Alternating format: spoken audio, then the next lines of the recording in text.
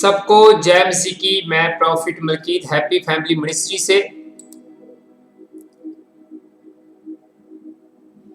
परमेश्वर की हजूरी में आप सबका मैं स्वागत करता हूं।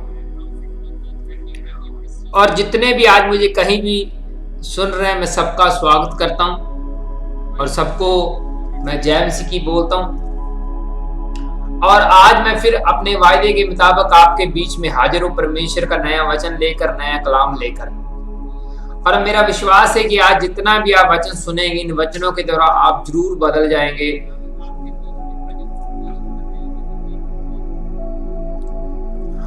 और आज का जो वचन का विषय, जो टाइटल है, आपने पढ़ लिया होगा और जिसमें लिखा हुआ है कि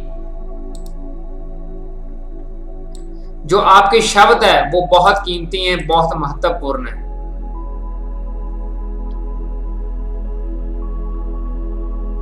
और आज का वचन शुरू करने से पहले हम छोटी सी प्रार्थना में जाएंगे, जैसे हम रेगुलर प्रार्थना करते हैं वचन के लिए। आंखों को बंद करो, वचन के लिए प्रार्थना करें और बोले, प्रभु यीशु मसीह जी, पवित्र आत्मा जी, आज का जितना भी हम वचन सुने, इन वचनों के द्वारा हमारी जिंदगी में बड़ा बदलाव हो जाए और इस वचन के द्वारा हम 100 गुना फलों को लेकर आए और ये फल सदा हमारे पर बने रहें। यीशु मसीह के सामर्थ्य नाम में हम मांगते हैं, आमीन आमीन आमीन, हालेलुया। और ये वचन मुझे पवित्र आत्मा ने पिछले दिन, कल के दिन दिया और वही वचन आज मैं आपके बीच में शेयर कर रहा हूं। और जैसे कि मैंने पहले बोला कि आपके जो शब्द है, आपके मुंह से जो बातें हैं, टेक्स्ट हैं, शब्द हैं, वो बहुत कीमती हैं, बहुत महत्वपूर्ण हैं। और इस विषय में हम सीधा बाइबल के वचनों से ये जानेंगे कि किस तरह के जो परमेश्वर के लोग थे, उन्होंने जैसे वो शब्द बोले, अपने मुंह से कुछ बातें करी, तो परमेश्वर ने उनके लिए कैसे सिस्टम चेंज किया, कैसे धरती के ऊपर कुछ बदलाव हुए। और मैं इस विषय में मैं बाइबल की किताब, बाइबल की दूसरी किताब जिसे पंजाबी हम कूच और हिंदी में निर्गमन बोलते हैं, उसका 2 अध्याय और उसकी 23, 24 और 25 आयत वचन पढ़ रहा हूं। और ये आपकी स्क्रीन के सामने ये रहा। और ध्यान से सुनना, बुद्धि खोल के सुनना। ये इस्राएली लोग हैं जो मिस्र में गुलाम है। तो वहां पे जो फिरौन राजा था, वहां के जो राजे थे, उसके बाद एक और नया राजा बना याकूब के बाद। वो यूसुफ के बाद जो याकूब और यूसुफ जो वहां पे जब उनके ऊपर कठिनाई आई, तो वहां पे सब कहां पहुंच गए? मिस्र। और याकूब के बाद जो राजा बना, उसने इस्राएलियों को और ज्यादा कड़ी मेहनत लगाई और ज्यादा उनको तंग परेशान किया। यूसुफ के बाद जो राजा था, लेकिन वो यूसुफ को नहीं जानता था। हम ये सीधा बाइबल की आयत पढ़ रहे थे। बहुत दिनों के बीतने पर मिस्र का राजा मर गया और इस्राएली कठिन सेवा के कारण लंबी लंबी सांस लेकर आहें भरने लगे और पुकार उठे। और उनकी दुहाई जो कठिन सेवा के कारण हुई, वह परमेश्वर तक पहुंची। वो जोर जोर से चिल्ला रहे थे, परेशान थे, दुखी थे, बड़ी विपदा में थे, क्योंकि वो एक गुलामी के अंदर, एक डर के अंदर, साए के अंदर जी रहे थे राजे के। मिस्र का जो राजा था, यूसुफ के बाद जो राजा बना मिस्र का, वो और ज्यादा कड़ी उनके मेहनत करवा रहा था, तंग कर रहा था, और वो उनको कोई सहारा नहीं मिल रहा था उनको बचाने वाला। इसलिए वो रोने कराने लगे, अपने परमेश्वर को पुकारने लगे, शब्द मुंह से निकालने लगे। और 24 में लिखा हुआ है, और परमेश्वर ने उनका कहना सुनकर अपनी वाचा को जो उसने इब्राहिम और इसहाक और याकूब के साथ बांधी थी, स्मरण किया, मीन्स याद किया, उसको याद किया। और परमेश्वर ने इस्राएलियों पर दृष्टि करके उन पर चित्त लगाया। और कहने का मतलब ये कि परमेश्वर ने इस्राएलियों के ऊपर ध्यान लगाया। उसने वो वायदा याद किया, अपना पुराना वायदा जो परमेश्वर ने इब्राहिम के साथ किया था, इसहाक के साथ किया था, याकूब के साथ किया था, और यहां तक कि यूसुफ के साथ भी उसका वायदा था। उस वायदे को याद करके वो इस्राएलियों को बचाने के विषय में सोच रहा था। परमेश्वर इनको बचाया जाए, क्योंकि इनकी दुहाई जो है, इनकी जो प्रार्थना, इनके शब्द जो हैं, वो परमेश्वर के पास पहुंच चुके हैं और परमेश्वर ने उनकी दिक्कतें परेशानी देख ली है। अब और मैंने इससे पहले क्या बोला? इससे पहले मैंने क्या बोला कि आपके शब्द जो हैं बहुत महत्वपूर्ण हैं, बड़े खास हैं। तो देखिए कैसे इस्राएली प्रार्थनाएं कर रहे थे, परीक्षा में थे, मुसीबत में थे, और कैसे वो अपने परमेश्वर को पुकार रहे थे कि परमेश्वर हमें बचा, हमें इस दलदल से निकाल। और उनकी प्रार्थनाएं सुनी गई और परमेश्वर ने वो पुराने वायदे भी याद किए जो परमेश्वर ने उनके अलग अलग नबियों के साथ कर रखे थे। अब्राहम, इसहाक, याकूब की मैं बात कर रहा हूं। तो इसका मतलब क्या हुआ? इसका मतलब ये हुआ कि आपके भी जो शब्द हैं वो बड़े खास हैं, बड़े कीमती हैं, बड़े प्योर हैं। जो भी कुछ आप बोलते हैं, जो भी आप प्रार्थनाएं करते हैं, बड़े खास हैं परमेश्वर के लिए। और यही शब्द बाइबल में ऐसे सेम कई और भी आयतें हैं बाइबल की लिखित है, जिसमें लोगों ने अपने परमेश्वर को पुकारा तो परमेश्वर ने उनका उत्तर दिया बाद में। जैसे हम बाइबल की किताब हन्ना पढ़ते हैं, जिसके हन्ना के द्वारा एक सैमुअल पैदा हुआ। उसने ऐसे शब्द बोले कि परमेश्वर अगर तुम मुझे बेटा दोगे तो वो मैं बेटा आपकी सेवा में लगा दूंगी। तो उसके बाद परमेश्वर ने उनको आशीर्वाद दिया उसके एली के द्वारा। उसने शब्दों से, प्रार्थना से वो काम जो रुका हुआ था, परमेश्वर ने उनका काम किया और उसकी प्रोफेसी बोल दी कि जाओ तुम्हारे लिए हो जाएगा, शब्दों से। तो इसलिए आपके शब्द बड़े महत्वपूर्ण हैं। कुछ लोग ऐसे होते हैं जिनको सब कुछ करना आता है, प्रार्थना करनी आती, शब्द भी बोलने आते हैं परमेश्वर के लिए, लेकिन वो बोलते नहीं है। उनको कोई बताने वाला नहीं है, उनको टीचिंग देने वाला नहीं है। उनके दिमाग में ये रहता है कि अगर हम अपने अगुवे से प्रार्थना करवाएंगे, हम नबी से प्रार्थना करवाएंगे तो हमारा हल होगा। वो आप खुद प्रार्थना, आप शब्द मुंह से निकालना नहीं चाहते। वो डर के मारे रहते हैं, साए के डर। अपने अंदर ये एक, उनके अंदर ये डर बैठा रहता है कि मैं तो चोर हूं, मैं तो डाकू हूं, मैं तो चोरी करता हूं, मेरी प्रार्थना कैसे सुनी जाएगी। वो एक साए के अंदर रहते हैं, अपने आप को करप्ट समझते हैं कि मैं बड़ा करप्ट बनता हूं, मैं बड़ा करप्ट हूं, गिरा हूं, तो मेरी प्रार्थना परमेश्वर कैसे सुनेगा, कैसे ये मसला मेरा हल हो सकता है कि मैं किसी बड़े परमेश्वर के दास के पास जाऊंगा, वो मेरे लिए कुछ शब्द बोलेगा और मेरा ये प्रॉब्लम का हल हो जाएगा।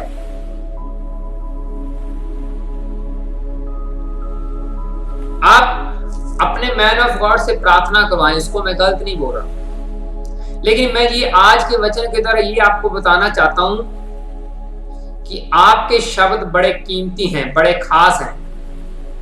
तो इसलिए अपने शब्द सही जगह इस्तेमाल करें, और जो चीजें आपकी स्वर्ग में रुकी हुई हैं, आपके तक नहीं पहुंच पा रही, वो आपके शब्दों के द्वारा आपके पास पहुंचेंगी। याकूब ये बात जानता था कि अगर मैं अपने भाई के मुंह से, एसाव के मुंह से ये बात निकलवा लूं ना कि तू खुद मुझे बड़ा बोल और अपने आप को छोटा बोल, मैं आपको खाना दूंगा, ये दाल दूंगा, ये अपने मुंह से बोल। उसको पता था, याकूब को ये पता था कि हमारी जो पीढ़ी है, इनके शब्द बड़े पावरफुल हैं, ये जो भी मुंह से निकालेंगे परमेश्वर उनके लिए ऐसा ही करेगा। इसलिए याकूब ने छोटे होते अपने भाई का जो प्लेठे होने का अधिकार, आत्मिक अधिकार, वैसे तो एज में तो उसका बड़ा कुछ कुछ लोगों के अंदर ये सोच रहती है कि एज में कुछ बड़े हैं, कुछ ऐसे लगता है कि एज में कुछ बड़े हैं और कुछ आत्मा में बड़े हैं। ये अलग अलग स्टेप है। मान लो जैसे मेरी अभी एज है और मेरे से एक बुजुर्ग व्यक्ति ले हैंड करवाए और दूसरा व्यक्ति ये बोले कि ये तुम, अरे तुम तो छोटे लड़के हो और तुम इस इतने बुजुर्ग के ऊपर हाथ रख रहे हो, इसके ऊपर ले हैंड कर रहे हो, ऐसे कैसे? वो धरती की स्थिति में, एज की स्थिति में मेरे से बड़ा है, लेकिन आत्मिक जो लहजा वो अलग है। आत्मा के लेवल में वो अलग है। जो आत्मा पाए वो बड़ा है। ये अलग अलग मैटर है। याकूब जी जानता था कि एज के मामले में ईसाऊ मेरे से बड़ा है, लेकिन जो स्पिरिचुअल आत्मिक लहजे में मैंने बड़ा होना है। इसलिए उसने अपने भाई के मुंह से वो बातें निकलवा ली कि तुम मुझे बड़ा बोल और मुझे हक दे, अपना बड़े होने का आत्मिक हक दे। उसने एज में चाहे छोटा था, लेकिन उसने आत्मिक हक ले लिया जो परमेश्वर ने बड़े होने के लिए ईसाऊ का जो हक है वो याकूब के पास चला गया, जो परमेश्वर की नजर में मीन्स जो आत्मिक लेवल की मैं बात कर रहा हूं। उसने अपने पिता के सामने भी बोला कि मैं ईसाऊ हूं। उसको पता था कि मुझे आत्मिक हक मिल चुका है, मैं आत्मा में अब बड़ा हो चुका हूं, क्योंकि मेरे भाई ने खुद मेरे ऊपर स्टैंप लगा दी कि तुम बड़े हो, मैं छोटा ही ठीक हूं, मुझे खाना चाहिए। इसलिए याकूब अपने पिता के सामने भी बोल रहा था कि मैं आत्मिक लेवल में अब उनसे मैं बड़ा हूं, एज के मामले वो मेरे से बड़ा है। हालेलुया। ये स्टेप होता है। जो व्यक्ति आपके आत्मिक लेवल से आपसे बड़ा है, जो व्यक्ति आत्मिक लेवल से आपसे बड़ा है, आप कभी भी उनकी प्रोफेसी ना करें। अगर मान लो आपके पास प्रोफेसी करने का गिफ्ट है, तो जो आपके आत्मिक लेवल से वो बड़ा है, आप उनकी प्रोफेसी ना करें कभी भी। और ना ही परमेश्वर ऐसे बात करता। कुछ लोग ऐसे होते हैं जो अपने अगवे की प्रोफेसियां करनी शुरू कर देते हैं, जिस नबी की टीचिंग ले रहे उनकी प्रोफेसियां करनी शुरू कर देते हैं। ये रॉन्ग मेथड है। आप अपने प्रचार की प्रोफेसियां करें, ये रॉन्ग मेथड है। वो आपसे आत्मा में बड़ा है। आप जितनी मर्जी तरक्की कर लें आत्मा में, उससे आगे निकल जाएं, लेकिन परमेश्वर की दृष्टि में वो आपका जो अगवा है वही बड़ा है। आत्मिक सिस्टम में वही बड़ा है। आप और लोगों की प्रोफेसियां करें, कुछ भी करें, लेकिन अगवे की प्रोफेसी नहीं, कभी नहीं तो आप रॉन्ग हो जाओगे। जितना मर्जी जोर लगा लो, जो कुछ मर्जी कर लो। मैंने पिछले दिनों में बताया कि परमेश्वर हमेशा लीडर बंदे से बात करता है, उनको ही मैसेज देता है। ऐसा कभी नहीं होगा ऐसा कभी नहीं होता कि जो आपके जो मैन ऑफ गॉड को परमेश्वर ने रात को दिन के टाइम जब वचन दिया, उसने संडे सरमन देना है, तो वही पवित्र आत्मा आपको पहले प्रकट कर दे। ऐसा कभी नहीं होता। उसने ही देना है ऑटोमेटिक तरीके से, दूसरे तरीके से। कई बार वही आयत आप पढ़ चुके हैं, वही उसने सुनानी, मैच हो जाए वो अलग चीज है। अचानक से मैच हो जाए वो अलग चीज है। लेकिन परमेश्वर आपको डायरेक्टली नहीं बताता कि आज इसने ये वचन सुनाना है, आज इसने ये वचन सुनाना है। अचानक से वो बात मैच हो जाए वो अलग बात है। तो इसलिए अलर्ट रहें। मैं फिर बोल रहा हूं, आपके जो शब्द हैं वो बहुत कीमती हैं, बहुत पावरफुल हैं, बहुत खास हैं। और पहली बात तो पावरफुल शब्द किसके होते हैं?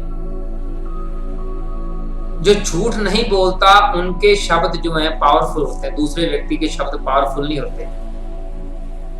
परमेश्वर उनकी मुंह से बातें गिरने नहीं देता जो बोलते हैं मुंह से, अगर वो झूठ ना बोले तब। अगर वो झूठ बोलने वाला कोई व्यक्ति है तो उसकी बात वो गिर सकती है, लेकिन जो नहीं बोलता परमेश्वर को वचनों के ऊपर चलने वाला, उसकी बात कंप्लीटली होगी। तो इस विषय में पुराने नियम से हमने एक वचन पढ़ा, अब हम एक नए नियम में भी वचन को पढ़ेंगे। तो ये वचन आपकी स्क्रीन के सामने रहिए और हम ये यूहन्ना की किताब पढ़ रहे हैं, उसका 5 अध्याय उसकी 5 आयत से लेकर 9 तक पढ़ रहे हैं। ये तब की बात है जब एंजल पानी को हिला रहे थे और लोग जो बीमार थे, जो चल फिर नहीं सकते थे, पानी में कूद जाते थे और बच जाते थे। और उसके बाद क्या हुआ, वह एक बंदा था 38 साल था, उसके विषय में हम पढ़ रहे हैं। वह एक मनुष्य था जो 38 वर्ष से बीमार पड़ा था। यीशु ने उसे पड़ा हुआ देखकर और जानकर कि वह बहुत दिनों से उस दशा में पड़ा है, उससे पूछा, क्या तुम चंगा होना चाहता है? उस व्यक्ति ने वही अपने शब्द बोले, अपनी प्रॉब्लम बताई परमेश्वर को, यीशु मसीह को। उस बीमार ने उसको उत्तर दिया कि हे प्रभु, मेरे पास कोई मनुष्य नहीं कि जब पानी हिलाया जाए तो मुझे कुंड में उतारे, परंतु मेरे पहुंचते पहुंचते दूसरा मुझसे पहले उतर पड़ता है। ये एक निवेदन कर रहा है, प्रार्थना कर रहा है यीशु मसीह के सामने, अपनी प्रॉब्लम बता रहा है कि मेरी ये प्रॉब्लम है। यीशु ने उससे कहा, उठ, अपनी खाट उठाकर चल फिर। वह मनुष्य तुरंत चंगा हो गया और अपनी खाट उठाकर चलने फिरने लगा। क्या यीशु मसीह ने ऐसे बोल दिया था कि मैं तुम्हें चंगा करने आ गया हूं, मैं अभी तुम्हारी प्रॉब्लम मुझे पता है, मुझे सारी तुम्हारी प्रोफेसी पता है, और अभी तुम देखना मैं आपके लिए कैसे चमत्कार कर दूंगा? उसने ऐसा नहीं बोला। उसने पहले ये पूछा, क्या तुम चंगा होना चाहते हो? पहले कुछ शब्द बोलो, मेरे से पहले बात करो, मेरे से पहले प्रार्थना करो। यीशु मसीह ने ये डिमांड करी, क्या तुम चंगा होना चाहते हो? तो जैसे उसने वो महत्वपूर्ण शब्द बोले कि हाँ मैं चंगा होना चाहता हूँ, मेरी ये प्रॉब्लम है, बाकी लोग हील हो रहे हैं, मुझे हील, जैसे मैंने हीलिंग लेनी होती है, पानी में कोई और कूद जाता है, उस रोवर में कोई और चला जाता है। उसने अपने शब्द बोले और फिर प्रभु यीशु मसीह ने बोला, ठीक है, तुम्हारी प्रॉब्लम का हल अभी होगा। और यीशु मसीह ने बोला, ठीक है, अब चलना शुरू कर दे। और उठा अपनी मंजी बिस्तर जो भी है और चलना शुरू। और बाइबल बोलती है वो चलने लगा। ऐसे तो नहीं हुआ कि वो लेटा हुआ था, यीशु मसीह ने ऐसे उठाया, अरे भाई साहब उठ जा, मैं तुम्हें उठाने आया हूं, मैं तुम्हें चलाने आया हूं, तुम्हारा लंगड़ापन खत्म करने। ऐसे नहीं प्रभु यीशु मसीह ने बोला। उसने पहले उसके शब्द सुने, क्या तुम चंगा होना चाहते हो? तब उस व्यक्ति ने शब्द बोले, अपने मुंह से महत्वपूर्ण शब्द बोले, और तब प्रभु यीशु मसीह ने काम किया। अपने आप नहीं किया कि ऐसे ही मुझे तरस बड़ा आ रहा है आपको ऊपर, इतने साल हो गए हैं, चल मैं तुम्हें उठा देता हूं। पहले यीशु मसीह ने उसकी मुंह से सारी स्टोरी सुनी। यीशु मसीह को सब कुछ पता था, पूछने की जरूरत नहीं है, लेकिन वो फिर भी उनके मुंह से वो शब्द सुनना चाहता था कि ये बंदा क्या मुझे बोलता है। तब यीशु मसीह ने उसके लिए काम किया। यीशु मसीह खुद अपने चेलों से ये पूछता था कि लोग मेरे बारे में क्या सोचते हैं, मेरे बारे में क्या बोलते हैं। तो पतरस ने बोला कि यीशु मसीह, मैं आपको बताता हूं कि आप जीवते परमेश्वर के इकलौते पुत्र हैं। बाकी जो अलग बोलते हैं, वो बाकी लोग कुछ नबी बोलते हैं, कुछ बोलता है, लेकिन मैं कहता हूं कि तुम जीवते परमेश्वर के इकलौते पुत्र हो। ऐसे बोला उसने। तो यीशु मसीह उनके शब्द सुन के खुश हुआ और उसको अगली ब्लेसिंग दी कि अब तुम्हारे ऊपर कलीसिया बनेगी, तुम बड़े चेले बनोगे, तुम अगवाही करोगे। उसके शब्द सुन के उनको ब्लेसिंग दी। और जैसे ही पतरस ने ये शब्द बोले कि तुम क्रॉस पे ना जाओ, यीशु मसीह ने प्रोफेसी बताई कि तुम स्लीप के ऊपर ना जाना, क्रॉस के ऊपर ना जाना, तुम ये प्रोफेसी बता रहे हो। यीशु मसीह को झिड़का पतरस ने यीशु मसीह को झिड़कें दी कि तुम ये क्या कह रहे हो, ये प्रोफेसी क्या चीज क्या है, ये तुम कर क्या रहे, आने वाले दिनों में तुम्हारे साथ होने क्या वाला है। तो पतरस छिड़के दे रहा था यीशु मसीह को साइड पे ले जाके। तो यीशु मसीह ने बोला, तुम्हारे शब्द मुझे पसंद नहीं आए, तुम्हारे मुंह की बोलनी मुझे अच्छी नहीं लगी, ये शैतान की तरह बोल रहे हो, तुम मेरी आंखें से दूर चले जाओ। तो इसका मतलब क्या है? इसका मतलब ये हुआ कि आपके शब्द बहुत महत्वपूर्ण हैं। आप अपने शब्दों से ही परमेश्वर के नजदीक पहुंच सकते हैं, अपने शब्दों से ही परमेश्वर से दूर चले जा सकते हैं। और यीशु मसीह के सामने दो व्यक्ति क्रॉस के ऊपर हैं, एक साइड एक साइड। एक व्यक्ति यीशु मसीह को स्वीकार नहीं कर रहा, वो बोल रहा है कि अगर तुम यीशु मसीह परमेश्वर के पुत्र हो तो हमें भी बेचारा ऐसे निखेधी कर रहा था, निंदा कर रहा था। और दूसरा व्यक्ति जो था, डाकू जो था, वो यीशु मसीह के ऊपर विश्वास कर रहा था कि ये परमेश्वर का इकलौता बेटा है, उसने अपने हार्ट में उसको स्वीकार किया। उसी टाइम जिसके शब्द सही थे, और यीशु मसीह ने बोला कि आज अभी हम स्वर्ग में होंगे, जो साथ में क्रॉस में सेम यीशु मसीह के एक साइड पे लटक रहा था क्रॉस के ऊपर, और दूसरे के शब्द सही नहीं थे, तो यीशु मसीह ने उसके लिए कुछ नहीं किया। अगर उसके भी शब्द अच्छे होते तो यीशु मसीह ने उसको भी बोल देना था, आज ही तुम्हारे पाप माफ हैं, आज सब चौके हैं, आज हम तीनों स्वर्ग मिलेंगे। उसने एक व्यक्ति को स्वीकार किया, एक को नहीं किया।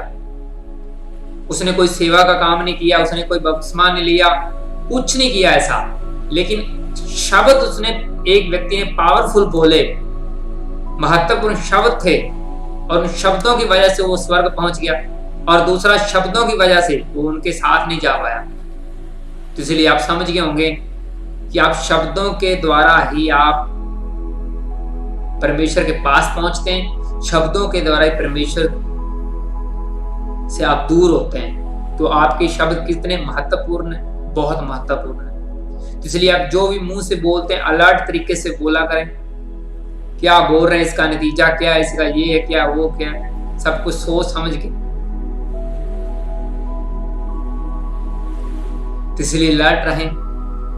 जो भी व्यक्ति आपके आसपास बैठा हुआ है, उसको भी बोल दो आप कि आप अपने शब्दों से ही परमेश्वर के नजदीक पहुंचते हैं, अपने शब्दों से परमेश्वर से आपकी दूरी होती है।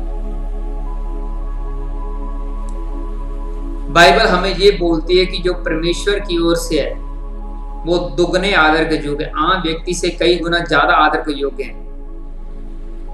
लेकिन मैं ऐसे लोग भी देखता हूं इस वचन को पूरा कट कर रहे हैं, कट करते हैं, उनकी अगवे की पूरी निखेधी करते हैं, परमेश्वर के सेवकों की पूरी निखेधी करते हैं, लेकिन वो बाइबल पढ़ने वाले लोग हैं। अगर बाइबल में ये लिखा आ गया कि सेवक दुगने आदर के योग्य हैं, तो हमारे पास कोई ऑप्शन नहीं उसकी अब हम निखेधी करें। अगर हमें किसी का चाल चलन सिस्टम सही नहीं लग रहा, अच्छा नहीं लग रहा, तो हम उनसे अच्छा कि हम दूरी बनाएं। फालतू में कमेंट करके, शब्द बोल के अपना नुकसान ना करवाएं। आपके शब्दों से कोई प्रभाव नहीं ज्यादा पड़ने वाला उसकी जिंदगी में, कि आप उसके विषय में बुरा बोलो तो वो गिर जाएगा, जो अच्छा बोलो तो ज्यादा उसको ब्लेसिंग मिल जाएगी। लेकिन आपका सिस्टम हिल रहा है, आपका आत्मिक सिस्टम हिल रहा है जो आप बोल रहे हैं, तो इसलिए अलर्ट होके बोला करें। कुछ लोगों के पास इतना टाइम ज्यादा होता है, वो दूसरे की घर में जाके झांक के देखते हैं कि ये कर क्या रहा है, इतना बढ़ोतरी क्यों हो रही है, इसको गिराया कैसे जाए, फालतू में अपना टाइम वेस्ट कर रहे हैं।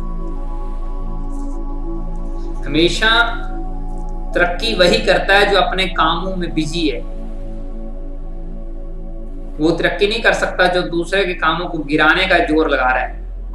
अगर परमेश्वर उसके साथ है तो उसने गिरना नहीं, जितना मर्जी कोई लाख जोर लगा ले, जो कुछ मर्जी कर ले कोई, उसने नहीं गिरना। लेकिन आपका जो सिस्टम है, आत्मिक सिस्टम है, वो खराब होता जा रहा है। तो इसलिए फालतू में फोर्स ना लगाएं, फालतू में जोर ना लगाएं कहीं पे भी, खास करके जहां पे परमेश्वर का काम चल रहा है, जहां पर परमेश्वर का काम हो रहा है।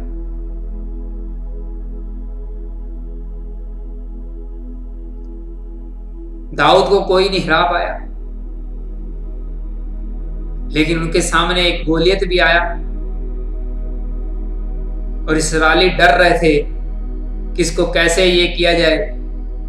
लेकिन वो छोटा सा बच्चे ने परमेश्वर के नाम से शब्द बोले कि मैं परमेश्वर यहोवा की ओर से, उसके बल से, उसके जोर से, उसकी ताकत से मैं तुम्हारे साथ लड़ने आया हूं। तुम अपने शस्त्र शस्त्र लेके आए हो, लेकिन मैं परमेश्वर की सामर्थ्य से तुम्हें जवाब दूंगा, उसकी ताकत से मैं तुम्हें जवाब दूंगा। और वो एक गलेल, एक पत्थर से वो खत्म हुआ। कौन? गोलियत, जिससे पूरे इस्राएली डर रहे थे कि ये इतना बड़ा व्यक्ति हमें पता नहीं ललकार रहा है, ये कर रहा है। लेकिन दाऊद एक छोटा बच्चा और उसकी साइड परमेश्वर, और उसने गोलियत को मार गिराया। आत्मिक व्यक्ति को कभी भी छोटा ना समझे, मैं सच बोल रहा हूं। ये ना एज के ऊपर कभी ना जाए, किसी भी आत्मिक व्यक्ति की एज के ऊपर ना जाए, बड़ा है छोटा है, ये देखें कि उसके ऊपर परमेश्वर का कितना हाथ है। तो इसलिए अलर्ट रहें। फालतू के शब्द, बयानबाजी जो एक विवाद पैदा करे, उसको कंट्रोल करो। ये हमें बाइबल आज्ञा नहीं देती, ना सिखाती। जहां पे आपकी नहीं बनती वहां दूरी बना लो। यही मेरा मैसेज है। और अपने शब्दों को कंट्रोल रखें, क्योंकि आपके शब्द बहुत महत्वपूर्ण है। आइए हम सब मिलकर वचन के लिए प्रार्थना करें। जो भी हमने सुना, ये हमें वचन यूट्यूब पे में बाद में मिल जाएगा। पवित्र आत्मा जी, मैं आपका दास आज के मैसेज के लिए, आज के वचन के लिए प्रार्थनाएं करता हूं। जो मुझे आपने वचन दिया, शब्द बहुत महत्वपूर्ण है। पवित्र आत्मा जी, जिस शब्दों के द्वारा परमेश्वर के नजदीक पहुंचे, आत्मा में बढ़े, और ऐसे वो शब्द मुंह से ना निकालें जिसके द्वारा ये आत्मा लस होते हैं, जिसके द्वारा आत्मा में ये टूटते हैं। पवित्र आत्मा जी, इनको बुद्धि का वरदान दो, ताकि ये अपने मुंह से शब्द, अपने मुंह से बातें अच्छी निकाल पाएं और आत्मा में बढ़ते जाएं। और आज का वचन इनको 100 गुना सबको फल दे, और ये फल सदा हमारे पर बना रहे। यीशु मसीह के सामर्थ्य नाम में आमीन, आमीन। जैसे मैं अभी प्रे कर रहा था, तो मुझे एक वचन याद आया है, जिसे ज्यादातर क्रिश्चियन लोग अपने बचाव के लिए वचन को इस्तेमाल करते हैं। कैसे? जब किसी का बुरा करना हो, तब वो वचन नहीं याद आता। लेकिन जैसे ही कोई व्यक्ति बचना चाहता है, तब वो दूसरे क्रिश्चियन लोगों को बड़ा जल्दी वचन प्ले करेगा कि बाइबल ऐसा कहती है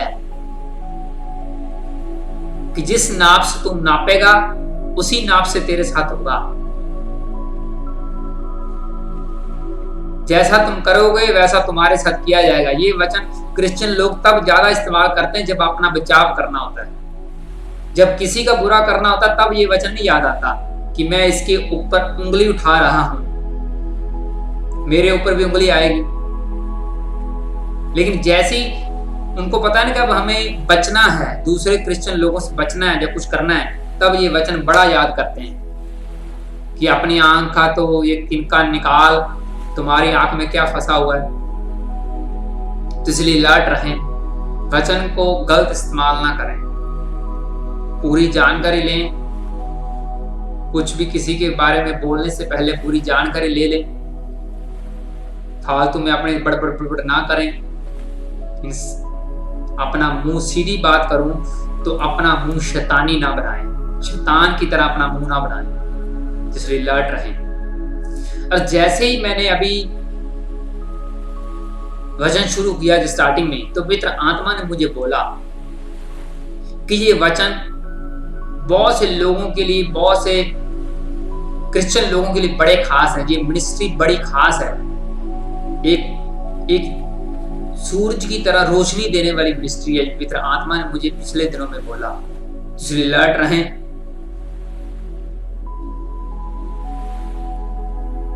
ये वचन आपके लिए बहुत जरूरी है। शैतान से अलर्ट रहें ताकि वो कंफ्यूज ना करे, आपको तोड़े ना। हालेलुया। और अभी मैं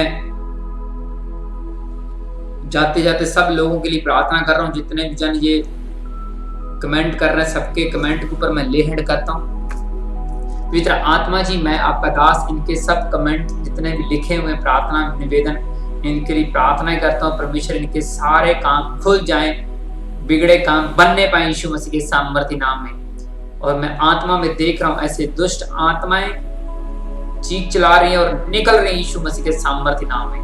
आपके ऑपरेशन कैंसिल हो रहे हैं, मैं सच बोल रहा हूँ। पवित्र आत्मा ने मुझे बोला कि अगर तुम ब्लड के रोगियों के लिए प्रार्थना करो तो हम इंस्टेंट हीलिंग करेंगे। पवित्र आत्मा जी, मैं आपके आगे प्रार्थनाएं करता हूँ, जितने भी ब्लड के रोगी वो चंगे हो जाएं, चमड़ी के रोग, खारिश, फोड़े, फिंसियां, जो कुछ भी है सब कुछ साफ हो जाए और चिंगाई इनका हिस्सा हो। और सारे दान वरदान मैं इस्तेमाल करता हूं जो आत्मा के इनके ऊपर काम करें यीशु मसीह के सामर्थ्य नाम में। और बीमारियों से छूट जाए, कर्जों से छूट जाए। जिन्होंने इस वचन के ऊपर विश्वास किया, परमेश्वर उनको और बड़ा आशीर्वाद दे। इनके घरों में सदा सुख शांति बनी रहे। हड्डियों के रोगी चंगे हो रहे हैं यीशु मसीह के सामर्थ्य में। मैं आत्मा में कान खोलते देख रहा हूं। परमेश्वर का आत्मा आपकी पूरी बॉडी को हील करे, आप बचे रहें, आपकी बीमारियां आपको छोड़ के जाती रहें, आपकी रिपोर्ट्स नॉर्मल आने पाए। ये मेरी दिल से प्रार्थना है। आमीन आमीन। और फिर मिलेंगे रविवार को हीलिंग मीटिंग में बड़े चिन्ह चमत्कारों के साथ, इंस्टेंट हीलिंग में, नई प्रोफेसी के साथ, नए वचनों के साथ, नए चिन्ह चमत्कारों के साथ। तब तक आप सभी को जय मसीह की। God bless you, take care.